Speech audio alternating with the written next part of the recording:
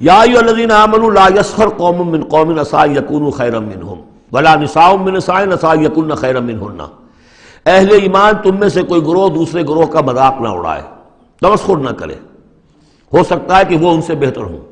جن کا تم مذاق اڑا رہے ہو، کسی ایک برائی کو دیکھا ہے تم نے، کسی ایک عیب کو دیکھا ہے، اس کی ناک چھوٹی ہے، اس کا کان چھوٹا ہے، اس کا فلاں یہ ہے، اس کا یہ ہے، تو تم نے تو کوئی عیب دیکھا ہے ظاہری، ہو سکتا ہے دل میں اس کے تقویٰ تم سے 10 گنا زیادہ ہو، اللہ کی محبت، اللہ کے رسول کی محبت تم سے 1000 گنا زیادہ ہو، تو تمہیں کیا پتا، تم نے تو ایک چیز دیکھی ہے.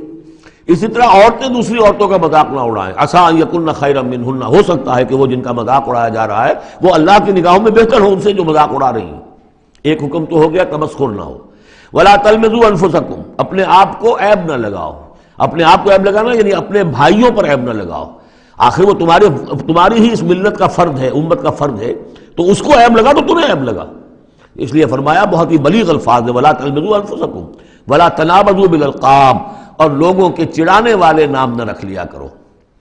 کسی جماعت کا نام کچھ اور ہے، اس کو چڑانے کے لیے نام کچھ اور رکھ لیا گیا ہے، یا اور کسی فرد کے لیے، کسی گروہ کے لیے. تو یہ جو ہے ایک دوسرے کے اوپر اس طریقے سے ڈال دینا اور نام ان کے اوپر کہ جو ان کو پسندیدہ نہیں ہے، یہ 3 کام ہو گئے ایک آیت میں روکا گیا. اس کی وجہ سے اکثر ایسا ہوتا ہے، کبھی ایک دوست آپ ایک خاص قسم کا مذاق اس سے کر رہے ہیں یا کسی لفظ سے اس کو چھیڑتے ہیں، 100 دفعہ وہ سن لیتا ہے، کوئی اثر نہیں ہوتا. کسی وقت کوئی عجیب کیفیت ہوتی ہے اس کی کہ اس کے دل میں جا کر زخم کی طرح لگ جاتا ہے اور پھر وہ دل کا رشتہ ٹوٹ جاتا ہے، اور ایک ایسی جو ہے اس کے اندر گرہ پڑ جاتی ہے، پھر کھولے نہیں کھل سکتی.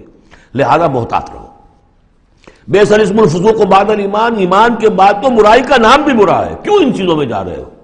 تمہیں تو ایمان کو سمجھنا چاہیے کہ اللہ نے تمہیں اتنی بڑی فضیلت دی ہے، تو ان گندگیوں کی طرف جو ہے تم متوجہ ہی نہ ہو. وَمَن لَّمْ يَتُوبْ فَأُولَٰئِكَ هُمُ الظَّالِمُونَ، اور جو باز نہیں آئیں گے تو وہی ہے کہ جو ظالم ہے اللہ کی نگاہ میں.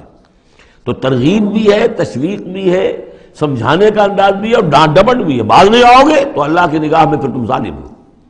اگلی آیت میں پھر 3 چیزیں، وہ پہلی 3 چیزیں روح در روح ہوتی ہیں، آمنے سامنے، اور یہ 3 چیزیں وہ ہیں جو غیب میں ہوتی ہیں، پیٹھ پیچھے ہوتی ہیں. یا ایھا الذین آمنوا اجتنبوا کثیرا من الظن ان بعض الظن اثم، اہل ایمان زیادہ ظن کرنے سے بچو.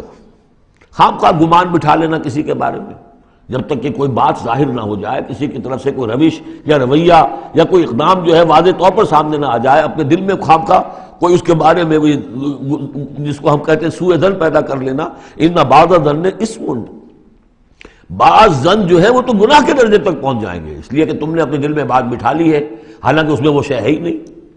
لہذا یہ تمہاری طرف سے گویا کہ ایک تہمت ہو رہی ہے اس کے اوپر، قلبی طور پر تو تہمت ہو گئی.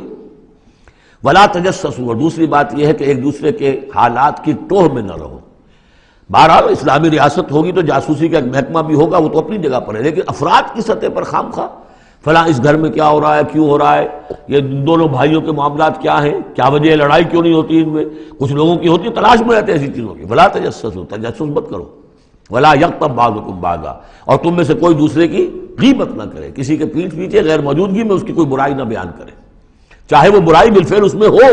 حضور سے پوچھا گیا کہ حضور اگر وہ برائی اس میں ہو، آپ نے فرمایا تبھی تو غیبت ہے، اگر برائی ہے نہیں تو تہمت ہو گئی، وہ تو غیبت سے دوہرا جرم ہو گیا. لیکن یہی ہے کہ کسی مسلمان بھائی کی غیر موجودگی میں اس کی کوئی برائی بیان نہ کی جائے. ایحب احدکم ان یاکل لحم اخیہ میتا، کیا تم میں سے کوئی شخص اسے پسند کرے گا کہ وہ اپنے کسی مردہ بھائی کا گوشت کھائے؟ فکرہتموہ، یہ تو تمہیں بہت برا لگا، بہت گھن آیا. یہ کیا بات کہہ دی اللہ تعالیٰ نے؟ کوئی شخص چاہے گا یہ کہ اپنے مردہ بھائی کا گوشت کھائے؟ لیکن یہ اخلاقی سطح پر یہی کام تم کرتے ہو. غیبت جو ہے اخلاقی سطح پر یہی ہے. کیوں کہ جو شخص موجود نہیں ہے آپ اس کی عزت پر حملہ کر رہے ہیں.